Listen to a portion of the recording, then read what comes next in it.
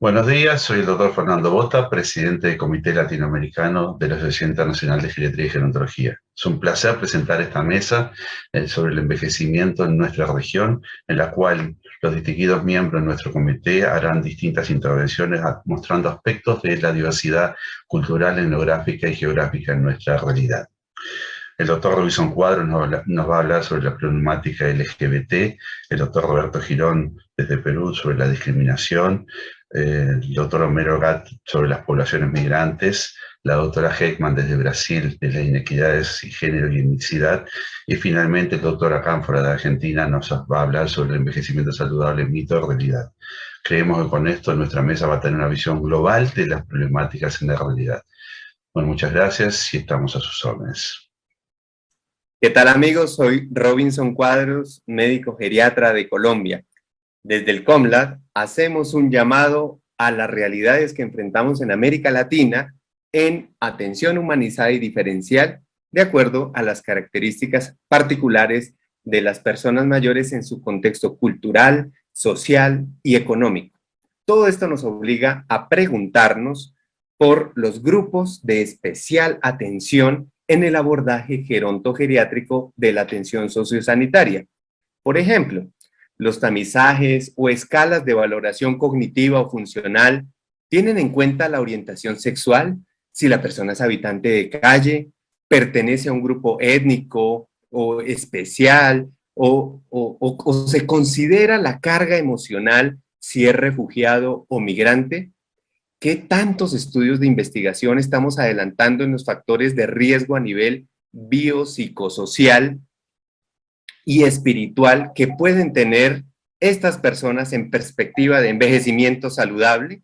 Pues bien, queridos amigos, en este panel haremos diferentes reflexiones sobre los aspectos a considerar en poblaciones especiales, precisamente de lo que venimos hablando.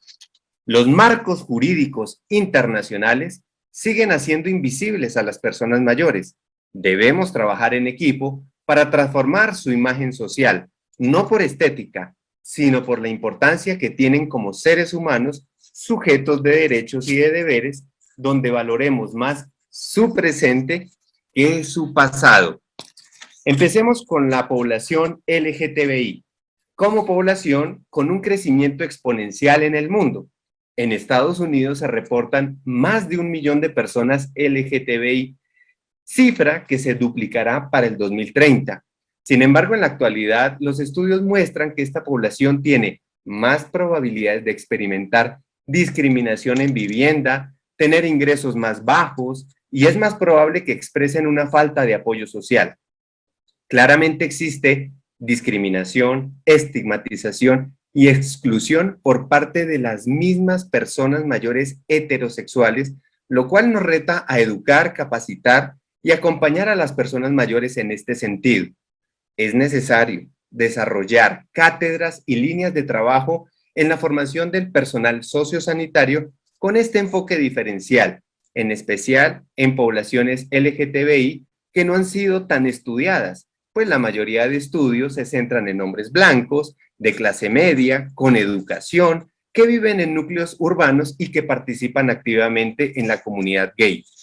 Desde la academia es necesario desarrollar estrategias para la detección y erradicación de edadismos estructurales que afectan la toma de decisiones en el ámbito de la salud, incluyendo claramente la salud mental, pues sabemos que 2 de cada 3 personas mayores LGTBI han sufrido discriminación o abuso en el sistema de salud.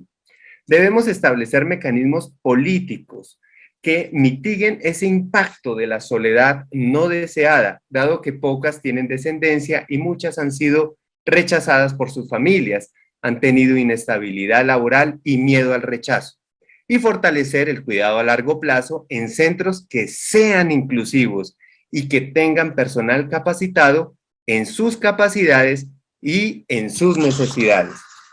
Hablemos de la población de personas mayores víctimas del conflicto armado interno, que han quedado en la mitad del conflicto entre fuerzas militares y grupos al margen de la ley, donde algunas salen de sus territorios pero la gran mayoría se quedan porque no tienen la salud o los recursos o el apoyo institucional para huir del conflicto y la violencia local, quedando sin red de apoyo, blancos de la delincuencia y condenados a vivir en soledad, cuando no deciden acabar con sus propias vidas. El abordaje de esta problemática va más allá de una simple caracterización, puesto que las personas mayores que se encuentran en estos contextos de violencia se les perpetúan las vulnerabilidades y las desigualdades. Están expuestas a la victimización y tienen mayor riesgo de abandono y marginación. Están más propensas al desarraigo y la exclusión social en los nuevos lugares de residencia por los pocos recursos personales, familiares y sociales de los que disponen para adaptarse. Es un compromiso como sociedad eliminar las barreras administrativas para continuar sus tratamientos médicos y su soporte emocional, garantizar su vinculación laboral, su seguridad económica y fortalecer los procesos de participación para que las personas mayores víctimas del conflicto armado contribuyan a la memoria histórica de los países, la restitución de tierras y la reparación de las víctimas. La memoria, según ellos mismos, debe hacerse en medio de la guerra para detenerla, denunciarla, reclamar, transformar y construir paz. Hablemos de la población, las personas mayores desmovilizadas o en proceso de reinserción que dejan las armas, catalogadas como pertenecientes a grupos subversivos, terroristas, guerrilleros o paramilitares que no han cometido delitos de lesa humanidad y que quieren reintegrarse a la vida social y económica. Son una población especialmente vulnerable en tanto tienen más dificultad para adaptarse a la vida civil. Llevan muchos años portando un arma. Como excombatientes, hombres y mujeres requieren un acompañamiento en salud mental en los procesos de reintegración por los altos niveles de estrés, algunos por el consumo de sustancias psicoactivas y vivencias de situación traumatizantes que vivieron, y otros por la coerción psicológica proveniente de las jerarquías rígidas y verticales de los grupos armados, además de la culpa proveniente de la perpetuación de actos violentos y la pérdida de autoestima, la confianza, el sentido de responsabilidad y la autonomía. Las personas mayores excombatientes no cuentan con las habilidades sociales para funcionar idóneamente en ámbitos civiles, en donde requieren capacidades diferentes a las que ya traen y en donde tienen que afrontar los prejuicios y estigmas contra ellos. Todo un reto para trabajar desde la academia y como sociedad. Hablemos de los habitantes de calle, los homeless, condición asociada con las inequidades sociales, el consumo de psicoactivos, los sistemas de protección social limitados, las dificultades de las familias para responder por las personas mayores e incluso precisamente por el desplazamiento forzado, la violencia intrafamiliar que nos llevan a pensar en las dificultades de sobrevivencia frente a los recursos con los que cuentan ellas para enfrentar los llamados síndromes geriátricos, además de su profundo sentido de marginalidad, de abandono y de no pertenecer a nada. Pese a que las personas mayores con habitabilidad en calle, en su mayoría, ya no transmiten una imagen de violencia, los prejuicios que recaen sobre ellos son de seres sucios, que huelen mal, que son vagabundos, que perdieron su vida por algún vicio. Y ese estigma social se acompaña de una realidad. Son población itinerante. El 70% no tiene lugares fijos de estancia, lo cual también impide hacer un seguimiento sociosanitario adecuado. Vivir en una especie de exilio social requiere de la participación de toda la sociedad, incluyendo la policía y la fuerza pública, en cuanto a la humanización del trato digno y la destinación de recursos para la atención integral, donde se le permita pasar la noche en lugares dignos, donde incluso se le permita el ingreso de sus mascotas y sus pertenencias. Por eso, queridos amigos, escuchar a la persona mayor que se esconde detrás del habitante de calle, expresar con palabras el drama de su vida, es el inicio del reconocimiento de su misma y su propia condición humana. Hablemos, por último, de las personas mayores privadas de su libertad que están en cárceles y prisiones. requieren también un acompañamiento gerontogeriátrico en salud mental, salud emocional, en especial en aquellas que padecen enfermedades crónicas o terminales, para determinar el lugar de cuidado a largo plazo, de cuidado paliativo, respetando su voluntad anticipada. Se requiere una adaptación en gerontoarquitectura de las prisiones y hacer lineamientos de atención humanizada con enfoque diferencial. Para finalizar, quiero comentarles que desde nuestro trabajo los invito a fomentar y fortalecer los colectivos de personas mayores que tengan voz y voto en la creación de modelos de atención diferenciales, trabajando por las personas mayores con las personas mayores. Su voz tiene que ser escuchada. La dignidad humana no debe estar sujeta a condiciones, sino que debe ser respetada y garantizada. Muchas gracias. Buenos días con todos. Las poblaciones de todo el mundo están envejeciendo a un ritmo más rápido que en el pasado. Y esta transición demográfica tendrá un impacto en casi todos los aspectos de la sociedad. Y hay más de 1.000 millones de personas de 60 años o más, y la mayoría vive en países de ingresos bajos y medianos.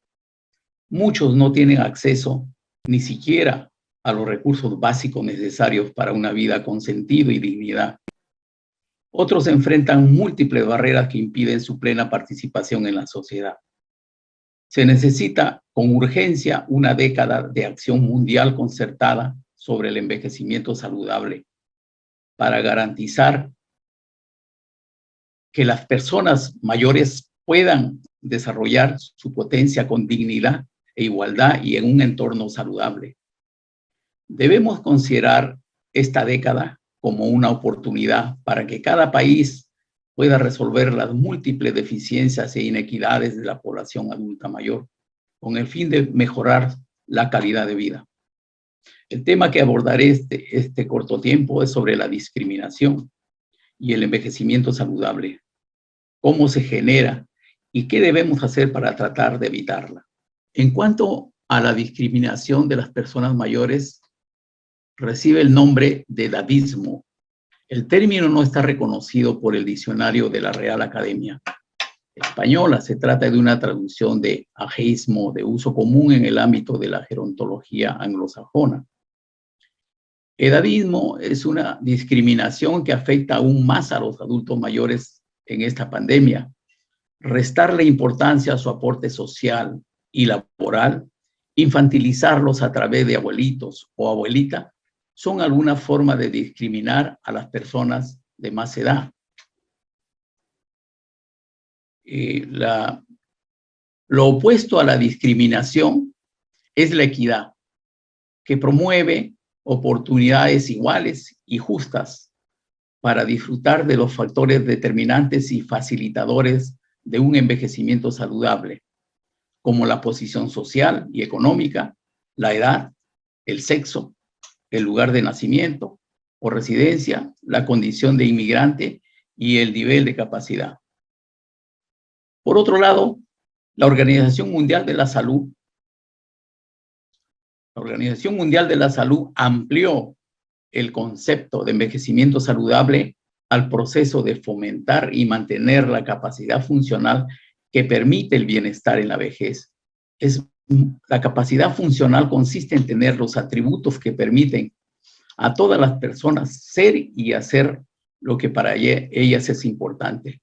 Esto equivale a calidad de vida. Con respecto al envejecimiento de la población en el Perú, es un fenómeno que muestra un crecimiento sostenido. Según la Organización de las Naciones Unidas, la ONU, en nuestro país, la esperanza de vida en el periodo 2015-2020 es de 75,3 años y se proyecta que entre 2045 y 2050 será de 82,1 años. Luego incrementar a 88,1 en el periodo 2095-2100. el reto que se nos viene en los próximos años y también para las generaciones que tienen que ver con la salud.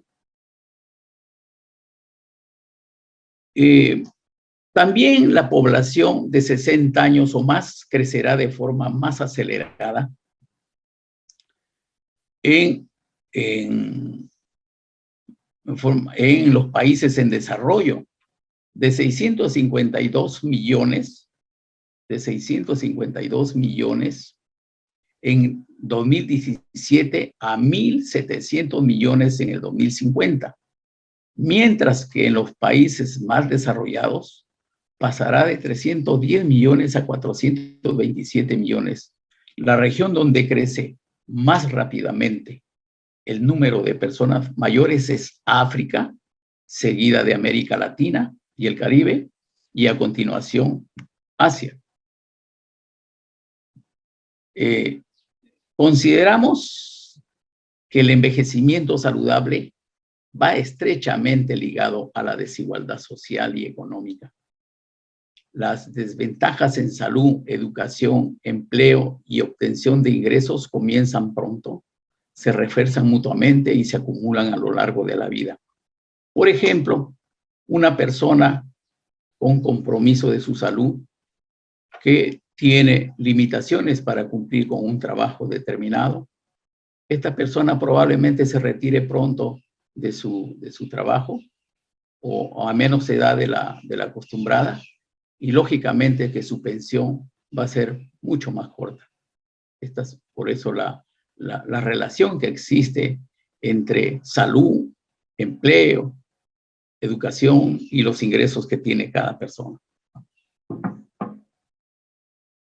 El género, la etnia, el nivel de educación, el estado civil, el lugar de residencia o la situación sanitaria pueden dar lugar a un acceso desigual a los beneficios derivados de estos ámbitos de actuación, con el consiguiente perjuicio para la capacidad de optimizar el envejecimiento saludable, que es lo que todos buscamos. Las personas necesitan un acceso no discriminatorio a unos servicios de salud esenciales, de calidad, que incluyan prevención, promoción, atención curativa, rehabilitación, cuidados paliativos y terminales, acceso a medicamentos y vacunas de calidad, incluso atención bucodental, y que todos estos beneficios no afecten a la economía de la persona, que tiene que estar en manos de los estados, ¿no? ¿Cómo vamos a evitar la discriminación? ¿Qué podemos hacer para evitar la discriminación? Podemos promover campañas de sensibilización sobre lo valioso de las personas adultas mayores, su experiencia que tienen en las diferentes actividades, promover la participación de las personas adultos mayores en la sociedad.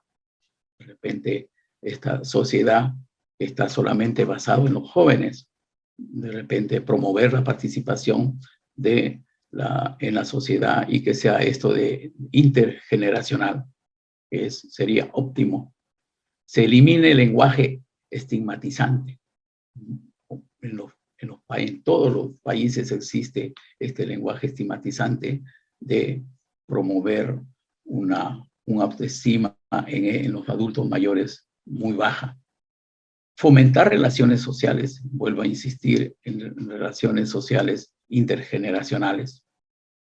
Promover servicios específicos destinados al maltrato. El maltrato, pues, es un síndrome geriátrico muy común en todas las sociedades de los países. Tal vez actualmente sea no solamente el económico, maltrato social, maltrato. En la pandemia hubo un maltrato muy evidente, ¿no? Durante la pandemia, que aún lo seguimos teniendo, ¿no? Para promover para promover el envejecimiento saludable y reducir las inequidades, hacen falta sistemas de gobierno y liderazgo fuertes y eficaces. Se necesitan leyes, políticas, marcos nacionales y recursos financieros para garantizar que las personas disfruten de salud y bienestar y puedan ejercer sus derechos humanos. Solo así tendremos una sociedad realmente igualitaria, democrática, no discriminativa, donde las diferencias convivan en armonía. Muy buenos días, soy el doctor Homero Gac, soy representante de la Sociedad de Geriatría y Gerontología de Chile y agradezco al Congreso Internacional Mundial de Geriatría la posibilidad de estar aquí para presentarles el tema de envejecimiento saludable en población migrante dentro de este grupo de poblaciones especiales. Las migraciones son fenómenos complejos que generan el desplazamiento de un grupo humano para residir en otro lugar. Y esto puede tener componentes muy variados, de ahí su complejidad, la mayor parte de las veces económicos en la búsqueda de mejores situaciones de vida. Uno ha visto, por ejemplo, cómo desde Europa durante mucho tiempo se migra hacia América en la búsqueda de ir a hacerse la América en momentos como la fiebre del oro, por ejemplo. También vemos que hay fenómenos sociales al respecto. Hay fenómenos étnicos, religiosos, hay desplazamientos étnicos de grupos humanos completos dentro de África con el colonialismo, que quedan muchos lugares repartidos por fronteras creadas por grupos coloniales más que por los residentes locales, y se producen migraciones por esto, religiosas. Uno ve cómo han habido diásporas del punto de vista religioso, la diáspora judía, los grupos de menonitas que han migrado a lugares diversos dentro de América.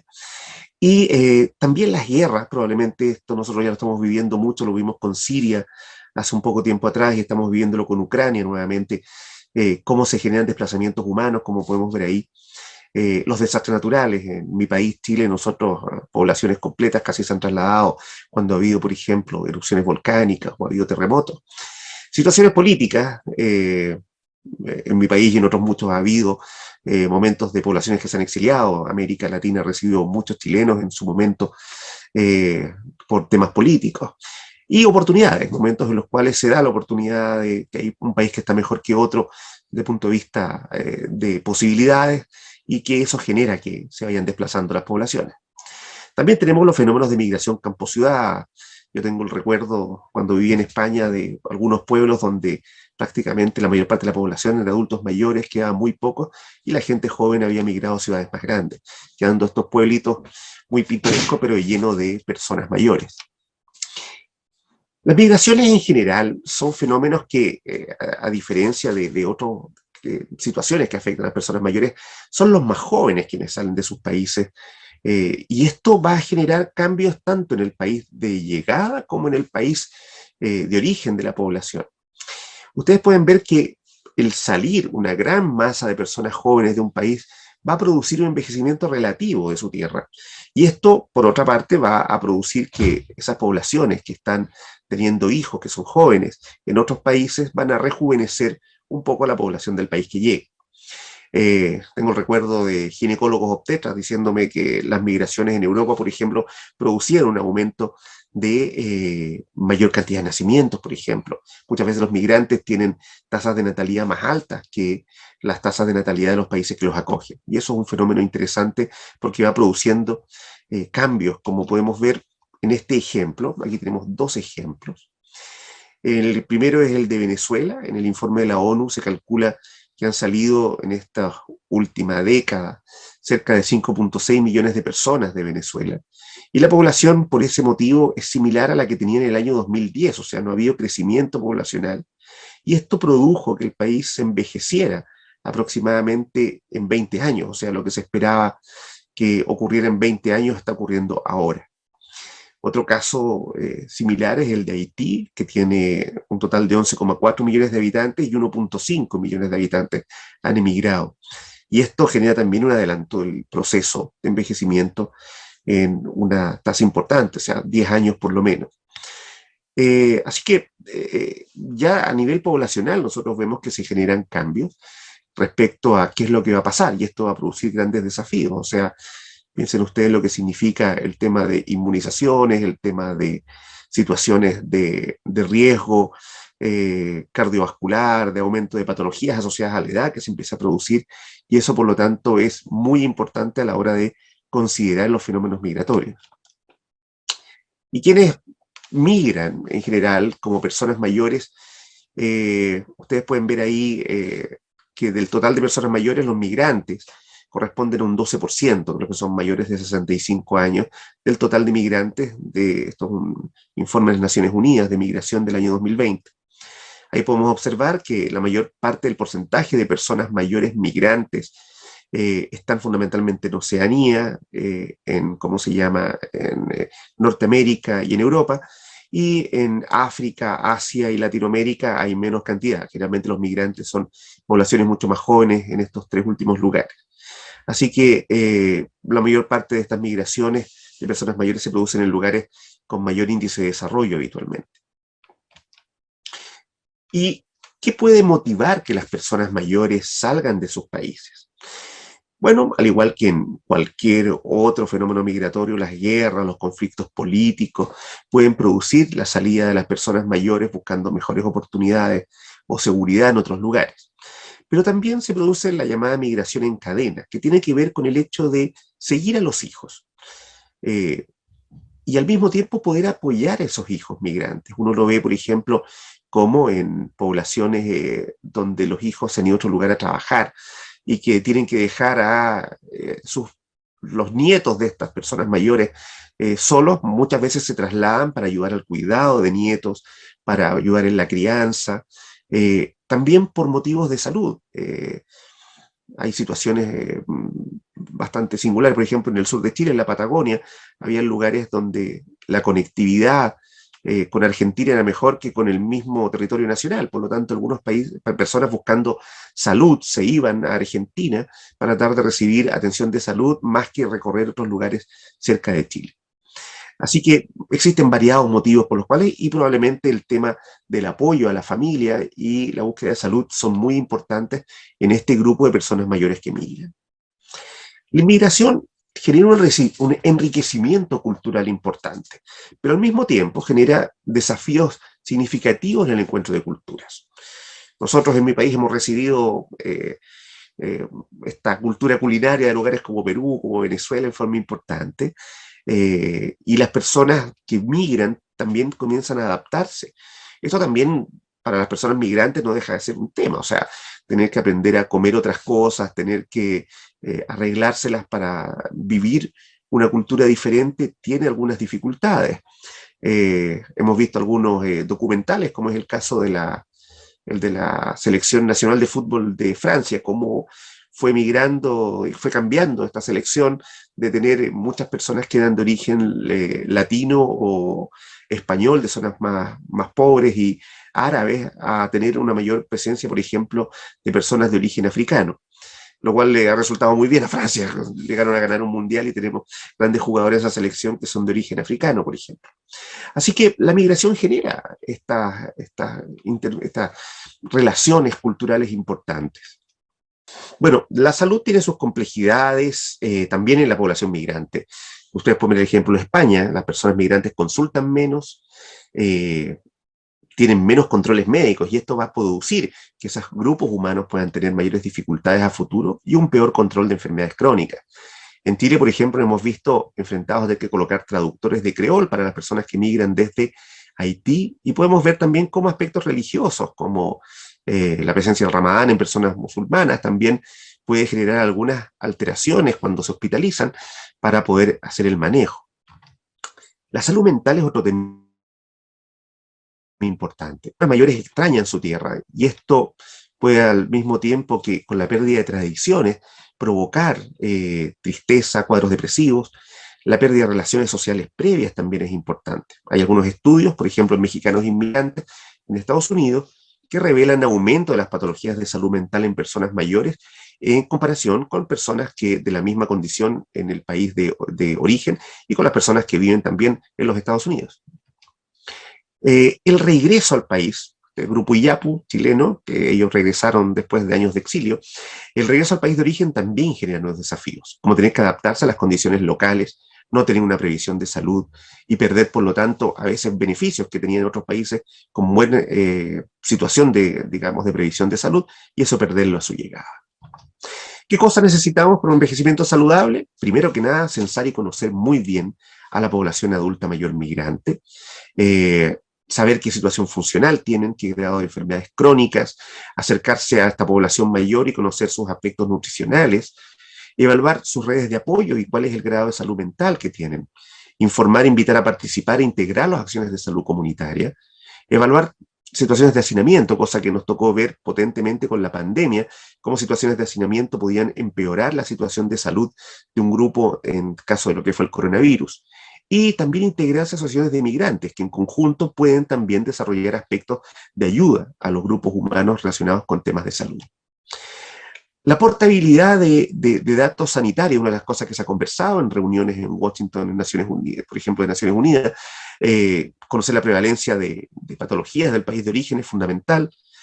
La pronta inclusión en programas de inmunizaciones, un grupo que no esté inmunizado puede lograr que se eche a perder un sistema, digamos, de inmunización y efectos de inmunidad de rebaño. Abordar todo lo que son las barreras de inclusión, xenofobia, racismo, temas religiosos, y manteniendo siempre el enfoque de género y respeto a los derechos humanos de los migrantes. El esfuerzo mancomunado a nivel internacional y regional también ayuda mucho. Europa ha dado ejemplos de esto, de cómo poder manejar situaciones de salud en grupos migrantes a nivel de toda la Unión Europea. También hay que recordar que son oportunidades cuando llegan los migrantes de recibir excelentes profesionales. En el caso de Chile, hemos recibido excelentes profesionales médicos y profesionales de la salud que nos ayudan a tener una mejor actividad de cuidado a personas mayores. Eso es lo que quería contarles. Muchas gracias. Les agradezco la oportunidad de estar aquí. ¿Cómo están? Buenos días. Es un placer para mí, de aquí de Brasil, a estar estos minutos con ustedes en el simposio COMLAT, ¿no? Este momento me toca hablar de desigualdades de género y etnias. Hablaremos entonces de las desigualdades que tenemos en nuestra región y especialmente en relación al género y las etnias, los indígenas. El envejecimiento de la población es un fenómeno global altamente relacionado con la salud, ¿no? Y en América Latina tiene condiciones particulares, específicamente las proyecciones de las Naciones Unidas. Se espera que la cantidad de las personas de 60 años o más aumente en América Latina y en el Caribe. 77 millones estaban en 2017 y 196 millones se espera en 2050. Este grupo, ¿no? Este grupo de mayor edad, con mayor esperanza de vida, ¿no? Es el género femenino. Es el género femenino. Estos procesos demográficos de envejecimiento de la población se han dado en el medio de las persistentes condiciones de pobreza y desigualdad, ¿no? Que tenemos existente en América Latina y Caribe, más específicamente en la población promedio de mayor incidencia en enfermedades crónicas, discapacidades y pérdida de autonomía propia de la edad.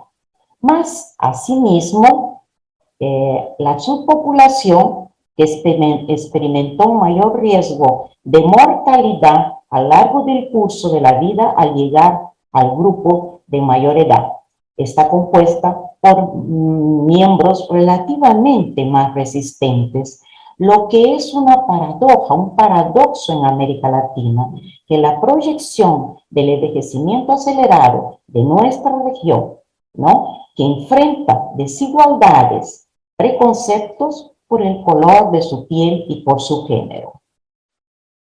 En este otro trabajo, investigación que se realizó en México, este artículo, ¿no?, de los indígenas, más en la región de Chiapas, aborda el tema de la vejez en los contextos indígenas, especialmente lo que se desarrolla en el ambiente rural pobre, ¿no?, y de alta marginalización. Ante esta particularidad sociocultural, la vejez y el envejecimiento de la población se experimentan de forma diferencial en el resto de la sociedad nacional.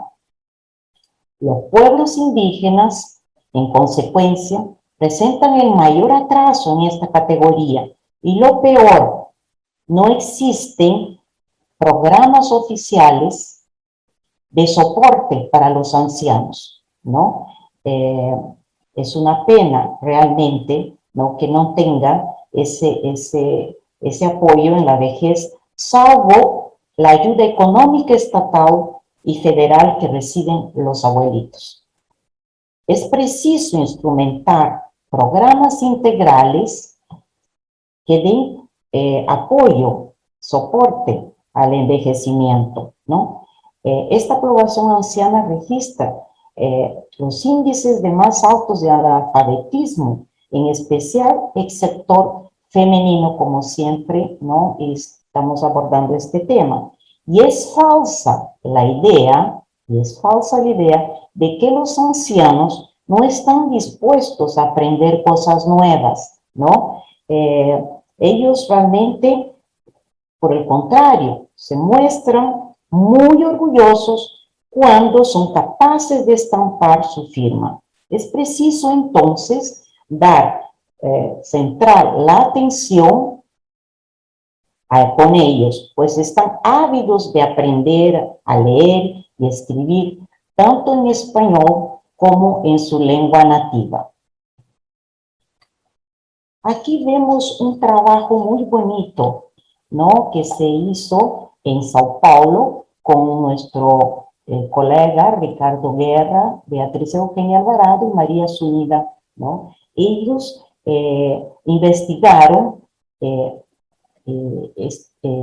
las desigualdades sociales de género y etnias al curso de la vida, de la vida en la discapacidad, ¿no?, que había en la población de los ancianos, de las actividades de la vida diaria, ¿no? Lo que sugiere las desigualdades sociales durante el curso de la vida tienden a resaltar discapacidad de la vida en la vida posterior, ¿no? La prevalencia fue mayor entre las mujeres, dando 24,2%, de que en los hombres 14,8%. Las desigualdades étnicas relacionadas con la discapacidad de las actividades de la vida diaria, ¿no?, se explican por las condiciones sociales de la salud, pero persiste la brecha en el género. A pesar de ello, las mujeres parecen que son más resilientes, ¿no?, que los hombres frente a las malas condiciones socioeconómicas. Las condiciones crónicas de trabajo concluyen que los descensos en la mortalidad y la fecundidad han llevado realmente al Brasil a un proceso acelerado de envejecimiento, ¿no?, de la población. Las personas mayores sufren asimismo penurias extremas y la prevalencia de discapacidad que es desproporcionalmente alta, muy alta. Las desigualdades sociales no explican completamente en este trabajo la prevalencia, no explican completamente la prevalencia excesiva de discapacidad en las mujeres. Aquí podemos ver un poquito de de la aposentadoría, como se dice aquí, de las pensiones en los adultos mayores. Este es un trabajo que se hizo por el Banco Interamericano de Desarrollo, ¿no? Y rápidamente podemos decir que la edad de la jubilación para adquirir una pensión completa no es igual en las mujeres con los hombres, ¿no? Y ahí podemos ver rápidamente aquí en 2018 que la pensión de las personas de 65 a 70 años era 28% en el hombre y 19% en la mujer, más bajo. Y lo mismo, aquellos que realmente no contribuyeron, ¿no? Con esa pensión, ¿no? A lo largo de la vida, 35% fueron 35% fueron los hombres y en menor número fueron las mujeres, ¿no? El concepto es lograr que se cierren esas brechas de género. Es necesario continuar con las políticas, ¿no? Es necesario continuar avanzando en 3 grupos de políticas: inversión del capital humano, acceso a los servicios públicos que alivien las restricciones, ¿no? de las mujeres, y las instituciones que garanticen la igualdad de género, evitando así la discriminación, ¿no? y la violencia, y promuevan el empoderamiento femenino del sector público y de los sectores privados. Aquí también rápidamente podemos ver que también se habla sobre los beneficios de los ingresos, de la seguridad del ingreso, ¿no? Y podemos decir que el objetivo principal de este artículo es evaluar las desigualdades. Esto fue publicado por la FAO, ¿no? Por la Panamericana, fue el periódico de la Panamericana de la Salud, ¿no? Y también dice la misma cosa que en el artículo anterior. Las mujeres, rápidamente vamos a decir, las mujeres tienen más probabilidad de trabajar en empleos informales y más remunerados. Esto lo hemos visto más en esta pandemia, ¿no? Durante de 2020 y el año pasado. Los efectos económicos de la pandemia afectan negativamente la salud financiera de los planes de pensiones, ¿no? profesionales, lo que reducirá para el final de la vida, ¿no? Y aquí podemos ver este trabajo también hecho en Río de Janeiro, ¿no? En 2005, ¿no? También que se habla ya de la salud, ¿no? En relación al punto de la salud. Y podemos ver que el objetivo principal de este artículo, esta diapositiva, este slide, ¿no? nos muestra realmente lo que estamos viviendo ahora post pandemia. Yo creo que estamos durante todavía la pandemia y que en 2020 tuvo una gran repercusión especialmente para los adultos mayores, ¿no? Fue muy mal para la salud por saber realmente realizado el gran isolamiento, principalmente a los mayores adultos mayores, ¿no? Los más ancianos de 70, 80, 90 años, que realmente en sus casas se vivieron isolados, ¿no? Como también en los residenciales, en los nursing home, ¿no? Y vemos cómo el abrazo fue tan importante que se perdió en todo ese tiempo y que ahora estamos viviendo en nuestra región y en el mundo todo ese problema mental. Lo que sucede aquí que nuestra región es enorme y tenemos pocas comunicaciones. Y realmente esto está llevando en nuestra región más andina, ¿no? De esos locales inhóspitos, está llevando a peor mental, ¿no? Y esto vamos a tener que hacer muchos estudios para poder ver las consecuencias que tendremos en nuestra esperanza de vida.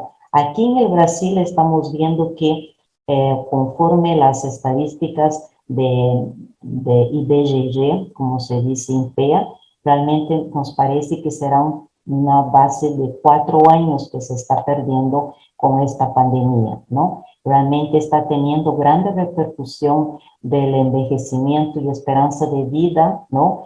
futuramente lo podremos tener con grandes investigaciones, podemos ver lo cuánto que estamos sufriendo con eso. Todos los seres humanos, en especial los adultos mayores que se quedaron confinados, isolados por mucho tiempo.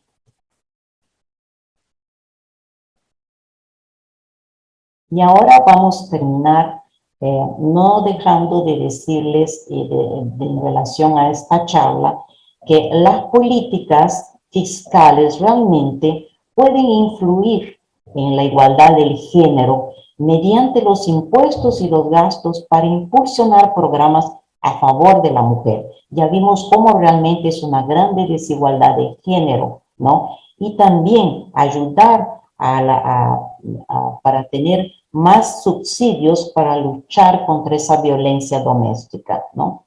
Y también lo extiendo a nuestros indígenas, ¿no? Que también están con pocos programas. Lo mismo sucede entonces en los indígenas, que son poco valorizados, una situación que se perpetúa por muchas décadas. Debemos fomentar a nuestros gobernantes a realizar políticas severas contra los abusos de maltratos por género en niñas y desigualdades en los adultos mayores. Difundir más investigaciones en la región. Tenemos muy pocos trabajos realmente, más ahora durante la pandemia, a pesar de que en la última década la región de América Latina ha aumentado sus trabajos en todas sus universidades y han publicado mucho en el mundo entero, mas asimismo con mucho trabajo. Realmente es un desafío en América Latina y Caribe realizar alguna investigación. Nos cuesta mucho, ¿no? Nos cuesta mucho más los que hemos viajado y hemos hecho cursos fuera de nuestra región. Hemos aprendido cuán importante es realizar estas investigaciones. Entonces vemos que cada vez más es difícil los investimientos en la educación, ¿no? En la salud y en buenas políticas públicas. Vemos que será después de esto, de la pandemia de COVID, será peor, porque estamos viendo cómo han cambiado los orçamentos, ¿no? Los presupuestos, más en los gobiernos que estamos viviendo actualmente en nuestra región de América Latina y Caribe.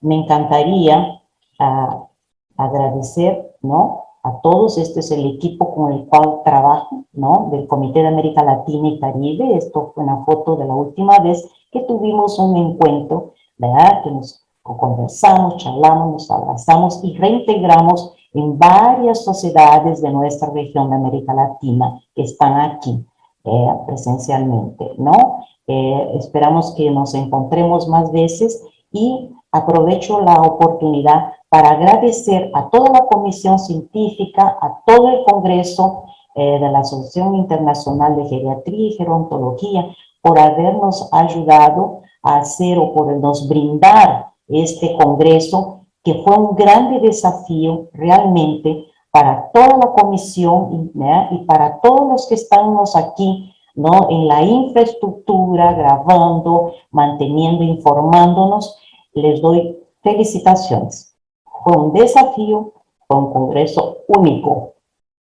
Nunca sucedió en toda la historia de la IAGG que fuese realizado un congreso mundial. Fue un gran desafío. Felicitaciones, colegas. Muchas gracias.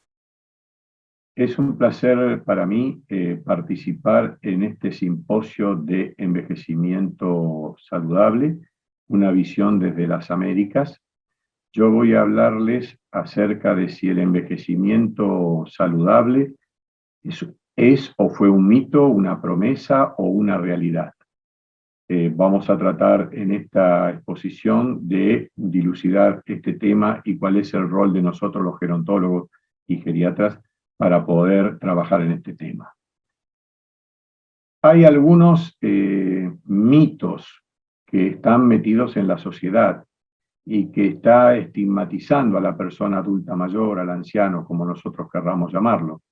Generalmente se dice que los ancianos o adultos mayores son improductivos y que son digamos, una carga para la sociedad.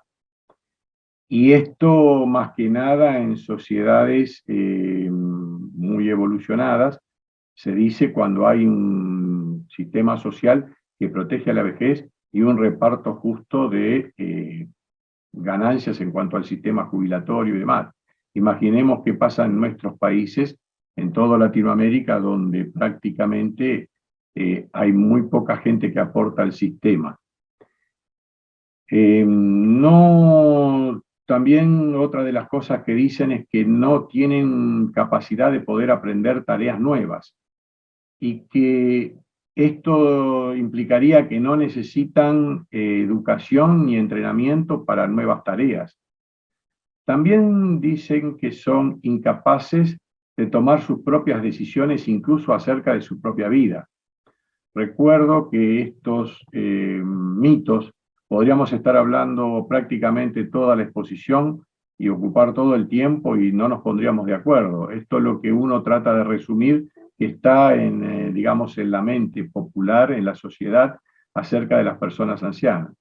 Y aquí viene tal vez uno de los más controvertidos. Se dice que la persona adulta mayor es débil, es frágil, es enferma, o bien puede llegar a ser discapacitada. Y todos sabemos que la discapacidad también puede aparecer en edades mucho más tempranas de la vida. Se dice también que no son capaces de mantener una relación, de enamorarse, y de que no son capaces de poder tener relaciones sexuales o sexo, y es como que el sexo en la vejez no existe. Repito que esto es un mito. También otro de los mitos que son muy comunes es que se olvidan muy fácilmente de las cosas, que no tienen la capacidad o que no conocen cómo poder divertirse y que no conocen cómo disfrutar de la vida. Y creo que dentro de estos mitos es uno de los errores más grandes que se cometen, porque las personas adultas mayores sabemos que tienen estas capacidades y que pueden desarrollarlas. Aquí yo me tomé el trabajo de mostrarles que dentro de las promesas digamos, de un mejor pasar para la gente adulta mayor, aparecieron en las últimas décadas del siglo XX algunos pioneros que hablaban de un nuevo paradigma en el campo de la investigación de la gerontología y dentro de las disciplinas gerontológicas de la biomedicina y de las ciencias sociales, empezaron a haber promesas, digamos, como de un cambio, como que algo se tenía que gestar respecto a esos mitos que yo acabo de explicar o de enumerar.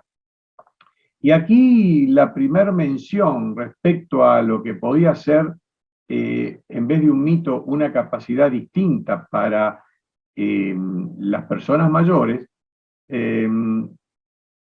estos autores allá por el año 81 hablaban de vitalidad. Después Robert Butler, que fue uno de los geriatras más notables de fines de siglo y principios de este siglo, en Estados Unidos hablaba de cómo poder levantar esa vitalidad y cómo se podía hacer esto en la vida, digamos, de persona adulta mayor. Luego el doctor John Rowe, actual presidente de la Asociación Internacional de Gerontología, allá por el año 87 publicó algo sobre el envejecimiento humano y el suceso, digamos el éxito, traducido al español. Y luego vemos que hay otras publicaciones, tal vez anteriores, que seguían hablando del proceso vital, ¿no? De la vitalidad. Y luego vemos que autores como Baltes hablan de el éxito también desde la perspectiva psicológica, y todo esto que uno va tratando de hacer y mostrar es prácticamente para poder entender el por qué esto fue sufriendo una transformación. Hasta que en el año prácticamente 90, la Organización Mundial de la Salud empieza a hablar de envejecimiento saludable.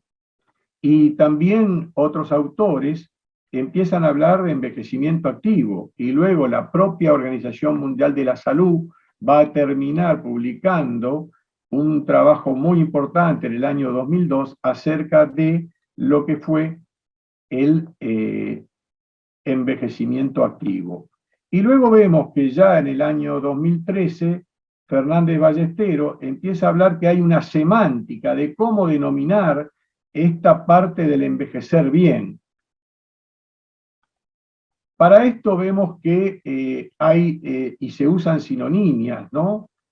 Aquí está la portada del libro que posteriormente publicó el doctor Rowe acerca de envejecimiento exitoso. Entonces nosotros la pregunta que nos hacemos es, ¿el envejecimiento exitoso, el envejecimiento saludable y el envejecimiento activo son la misma cosa? Y prácticamente sí, pero no hay digamos, un acuerdo en cómo lo denominamos. Lo que sí hay un acuerdo es que en las tres entidades o palabras que queremos denotar para hablar de envejecimiento saludable, en todos tiene que haber un pequeño o bajo riesgo de padecer enfermedades o de padecer enfermedades que desencadenen discapacidad. Hay que mantener un alto nivel de funcionamiento tanto físico como mental y a uno tiene que tener un compromiso activo con la vida propiamente dicha. Aquí vemos que en muchos países de Latinoamérica se trabajó con este concepto de envejecimiento activo y donde prácticamente acá hay una publicación de la Sociedad Argentina de Gerontología y Geriatría, aquí hay otra de Brasil, pero se trabajó a lo largo con este concepto de movimiento activo o de envejecimiento activo. Y esto todo tiene, digamos, una relación. Pero el problema que nos planteamos ahora es que algunos autores están hablando y trata de imponerse que el modelo del anciano que uno tiene en mente para hablar de envejecimiento activo, para hablar de envejecimiento exitoso y todo demás, es la fragilidad. Yo aquí veo y les muestro un mapa prácticamente de lo que sería el concepto que actualmente se dice. Cuando uno es joven, tiene poco, digamos, enfermedades, pocos estresores, y si le pasa algo, uno se recupera rápidamente. No pasa lo mismo en la mediana edad, y cuando prácticamente a la vejez se la asocia con la fragilidad, se dice que cuando tenemos un estresor, la recuperación es prácticamente imposible y vamos a la dependencia o discapacidad. Y esto sucede si no hay intervención por parte de la gerontología e intervención en todo lo que es la parte de promoción, educación de salud y evitar factores de riesgo y estresores. Y para poder ir terminando, aquí les muestro lo que nos dice nuestro, digamos,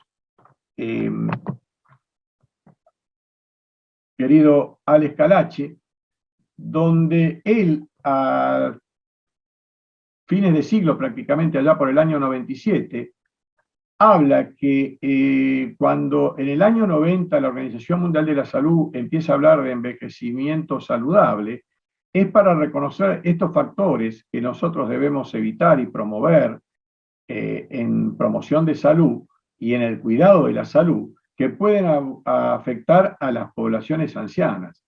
Y aquí vemos lo último que estamos trabajando, que es el motivo un poco de esta mesa redonda, ¿no?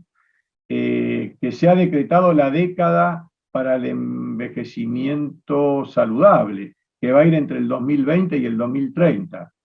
Y yo aquí trato de mostrar esto, que es la última línea que está en este trabajo de envejecimiento saludable, y habla que la buena salud agrega años a la vida.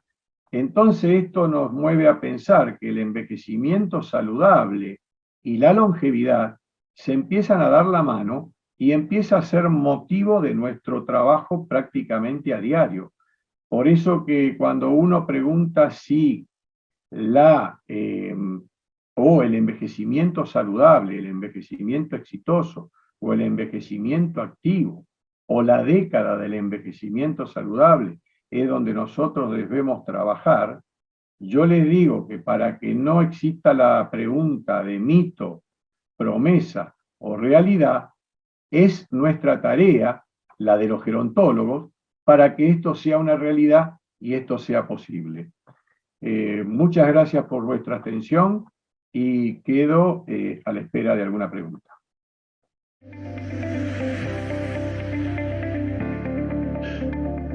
Bueno, muchas gracias a todos los compañeros del comité por la intervención tan interesante y tan interesantes exposiciones que nos han dado distintos aspectos sobre el envejecimiento en nuestra América Latina y sobre los distintos problemas. Me quedo con la última exposición, que quizás el título lo dice todo. Tenemos que pasar de los mitos a las realidades, y bueno, creemos que un envejecimiento saludable es posible, creemos que podemos cambiar los paradigmas con los cuales ha envejecido la humanidad, y sabemos que es inexorable, ya que la natalidad cada vez va a ser más reducida. Bueno, parecería que no hay preguntas, por lo tanto, si no hay preguntas, cerramos la mesa. Y bueno, muchas gracias a todos, y estamos desde el Comité Latinoamericano a disposición de todos los escuchas que vean esta grabación. Muchas gracias. Gracias. Gracias. Gracias. Gracias.